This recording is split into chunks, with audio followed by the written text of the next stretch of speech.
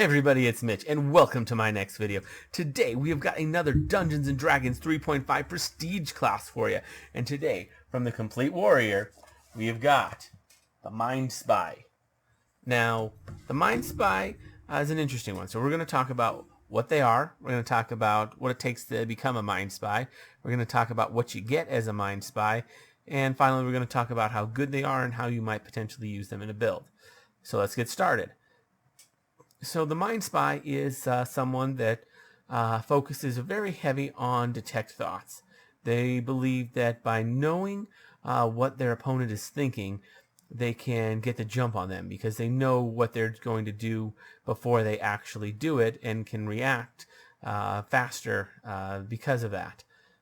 So that's basically the whole gimmick of the Mindspy, is they're reading their opponent's thoughts in order to react to their movements before they happen.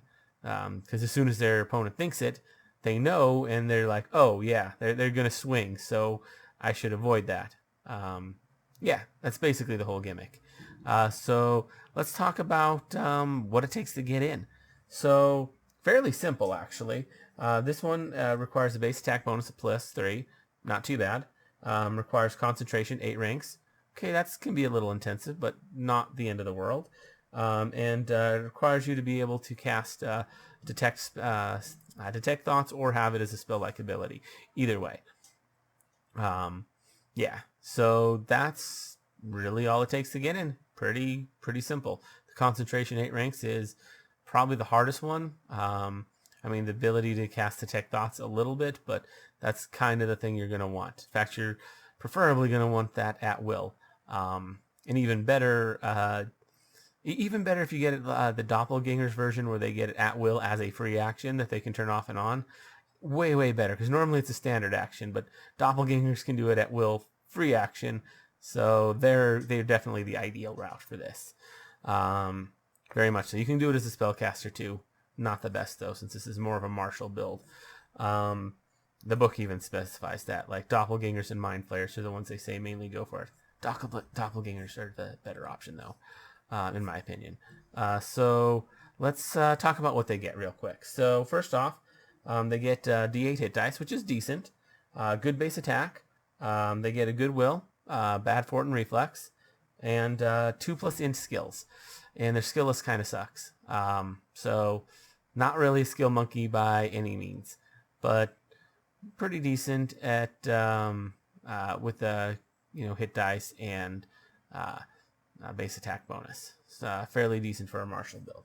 So let's look at what they get in addition to that. So first off, they get Anticipate, which is one of their main things that they get. So Anticipate is something that they're going to get, which is going to allow them to add their charisma bonus to both their AC and their attack rolls against anybody who they're using detect thoughts on. So if they're reading that they're at the final stage of it, yeah, where they're able to read their surface thoughts. So because they're able to read the enemy's surface thoughts, they're able to react a little faster, and because of that, they get their charisma to both attack and AC, which isn't bad. That's kind of nice. Now they're also going to get combat telepathy, which will allow them to maintain their ability to use detect thoughts as a free action. So that's kind of nice to be able to do that. Now they also get spherical detect thoughts. Normally detect thoughts is a cone, but they're able if you are a Mindspy, you're able to do it as a sphere. So you're able to affect more people, just anyone who's near you, instead of they have to be in the same general direction. So that's kind of nice. They also get faster mind scan at 2nd level, which allows them to get to the 2nd level, because normally detect thoughts takes 3 rounds to actually get to the final, to actually get all the information. This one will give you the first 2 that first turn, and then the 2nd turn you'll get the final one. So that's kind of nice. It speeds things up a little. You don't have to wait as long. You get multiple service thoughts at 3rd level. So normally you're only able to read the service thoughts of one individual. With this, you can do 2 at a time. pretty nice. And then 5th level, you actually goes up to 4 at a time, so that's kind of nice. So you can get that bonus to your attack and your AC against 4 different things. Quite nice. And finally, you get instant mind scan at 4th level, and this basically lets you get all 3 levels of service thoughts the first turn, and that's really all it gets. And that's the entirety of what the Mind Spy gets. So let's talk about how good it is. So first off, as a caster, not particularly great. It doesn't advance your casting at all. Yeah, it's just not great for a caster to just have this 1 second level spell advanced. Now, if you happen to have this naturally on like a doppelganger and you're doing a martial build, that's probably the best way to do this, is a doppelganger as a martial build. There are some issues with this though. So this is very ability intensive. You are going to need, well, first off, doppelganger has 4 level adjustments and 4 racial hit dice. That's a lot. That's going to set you back 8 levels. 8. So a bit of an ouch on that. You know, those 4 racial hit dice are decent for martial build, but the level and the hit dice, those level adjustments do get you some pretty good ability scores. So it's not the end of the world, and it does get you that one of the best detect thoughts uses in the game. So that's good. Plus their shape change ability is quite good. So there are definitely some benefits to the doppelganger. Don't get me wrong, but there are some downsides too, and this will help their detect thoughts quite a bit. Like I say, it's one of the best detect thoughts in the game, and this makes it better. Lets them get that bonus to attack and AC. Combat telepathy, not that helpful. Being able to maintain it as maintain their detect thoughts as free action, something they kind of already have. So that really doesn't add much for a doppelganger, but it's useful for someone else getting in. Spherical detect thoughts is nice, can allow you to, especially with multiple service thoughts, it gets rid of that requirement of making sure that they're within a cone's reach of each other. So they have to be, more or less on the same side of you, like within the same quadrant of you, which you can move in various ways.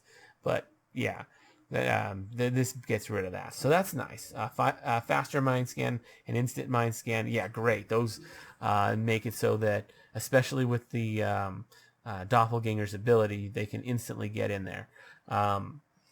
But the big problem is, one thing that's going to happen is if someone happens to be in range that happens to have a high intelligence, 26 or higher, and 10 more than yours, both, it has to be both, you will literally be stunned by their intelligence. That is a flaw of detect thoughts. You literally get stunned for 1 round from detecting their thoughts, and it ends the spell.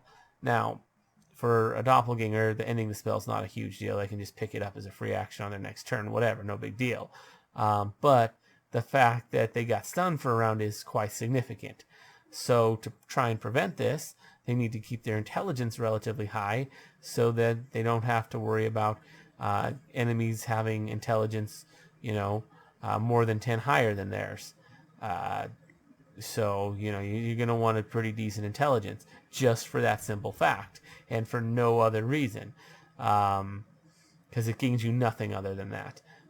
You're also going to want your charisma relatively high, because, having a higher charisma is, you're going to want at least a +5 in order to get the full benefits of Anticipate. But beyond that, it's also what affects the saving throw for your